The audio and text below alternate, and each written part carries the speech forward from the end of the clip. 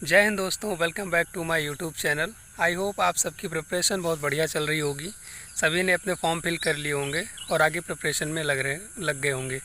तो इस वीडियो में हम यही चीज़ें डिस्कस करेंगे, तो वीडियो को पूरा बने रहिए और पूरा वीडियो देखिए। और अगर वीडियो आपको हेल्पफुल लग रहा है तो वीडियो को लाइक कर दीजिए और चैनल को सब्सक्राइब कर लीजिए। और कमेंट में जो कुछ भी डाउट होता है उसको आप पूछ सकते हैं। इसके अलावा अगर स्टिल आपको कोई पर्सनली कोई क्वेश्चन करना है तो आप मेरी इंस्टा पे मैसेज कर सकते हैं। इंस्टा आईडी मैं दे दूंगा, वहाँ से आप देख के मैसेज कर सकते हैं। तो वीडियो को स्टार्ट करते हैं। तो अभी आपको पता है कि फॉर्म की लास्ट डेट ओवर हो चुकी है, तो आप सबने सक्सेसफुली अपने फॉर्म को फिल कर लिया होगा। और अभी ऐसा टाइम आ गया है कि आपको ज़ोरों से तैयारी में लग जाना है। अब टाइम बिल्कुल वेस्ट नहीं करना है, क्योंकि जो टाइम वेस्ट करना था वो हो चुका है। अभी लिमिटेड टाइम है आपके पास, तो तैयारी में लग जाना है।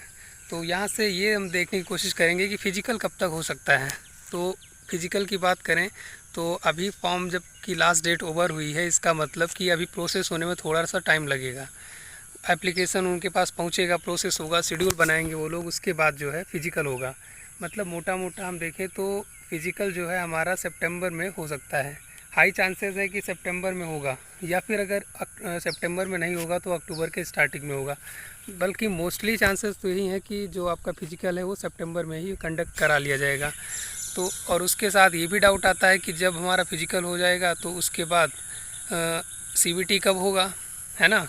सीबीटी की बात करें अगर, तो आपके फ़िज़िकल के 2 से 3 मंथ के बीच में फ़िज़िकल हो जाएगा, यानी कि सीबीटी हो जाएगा।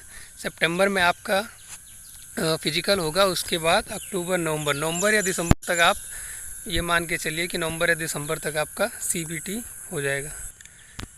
तो बहुत ज़्यादा ज़रूरी है कि फ़िज़िकल के साथ साथ आप सीबीटी की भी प्रैक्टिस करते रहिए, सेट्स लगाते रहिए। और एक बहुत ज़्यादा डाउट आ रहा था कि सीबीटी की कट ऑफ कितनी जाएगी या सीबीटी की प्रिपरेशन कैसे करें। तो सीबीटी की प्रिपरेशन करने का सिंपल सा फंडा है। अगर आप बिल्कुल बिगिनर हैं, आपने पहले से कुछ प्रिपरेशन नहीं कर रखी है, तो आपको कहीं ना कहीं से एक पेड कोर्स लेने की ज़रूरत है। और आपको पता है कि इस टाइम पे RWA अंकित सर, उनका एक अच्छा कोर्स आ रखा है। तो अगर आप बिल्कुल बिगिनर हैं, आपको कुछ नहीं आता है, तो आप उनका कोर्स ले लीजिए। वहाँ से क्या होगा कि आपको कम्पैक्ट चीज़ें मिलेंगी, कम चीज़ें मिलेंगी और ऐसी चीज़ें मिलेंगी जिनके हाई चांसेस होंगे एग्ज़ाम में आने के। और अगर आप पहले से प्रिपरेशन कर रहे हैं किसी भी कंपटीशन की, किसी भी कम्पिटिटिव एग्ज़ाम की, तो आपको कोई भी कोर्स लेने की ज़रूरत नहीं है, बिल्कुल भी नहीं। क्योंकि वही मैथ्स आनी है, वही रीजनिंग आनी है, और उसमें 2-3 टॉपिक एक्स्ट्रा ऐड हुए हैं, जैसे क्लर्कियल एप्टीट्यूड। तो उसको आप यूट्यूब पे सर्च करिए क्लर्कियल एप्टीट्यूड, तो उसमें बहुत सारी वीडियोस आ जाएंगी।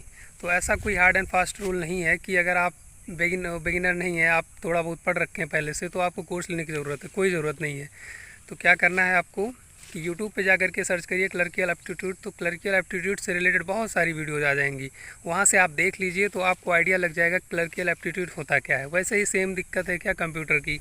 तो कंप्यूटर में भी आपने देखा होगा, इसके पहले मैंने एक शॉर्ट में बताया था कि RBE पर एक मैम है, राधिका मैम करके, वो पूरा पढ़ा रखी है कंप्यूटर 2.0 CGL के लिए।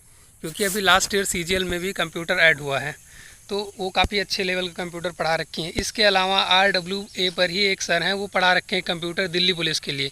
2-3 वीडियो मैराथन की होंगी, वो आप देख लीजिए, तो कंप्यूटर की प्रॉब्लम भी सॉल्व हो जाएगी।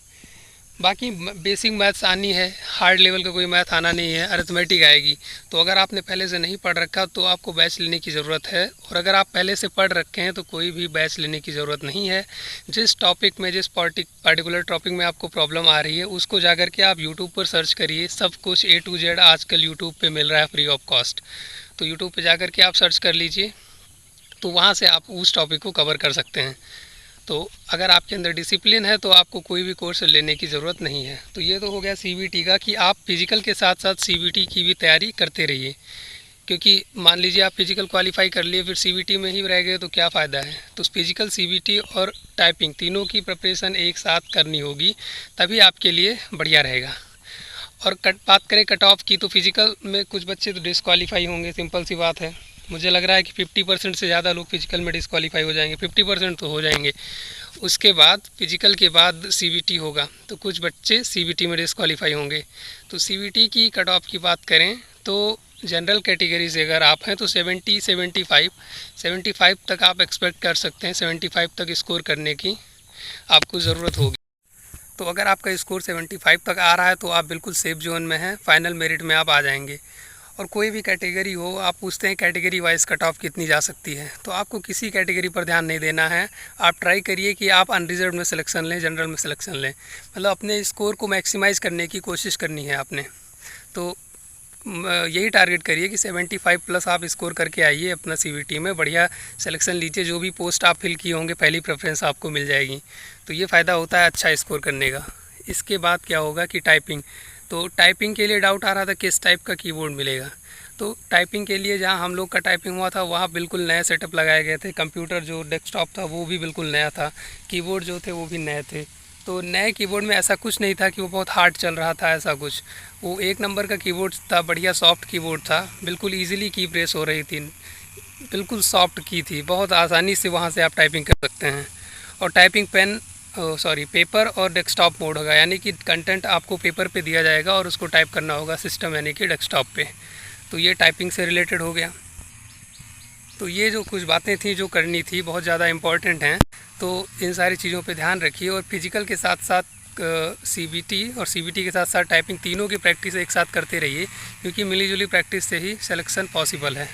तो मिलते हैं नेक्स्ट वीडियो में, तब तक के लिए पढ़ते रहिए।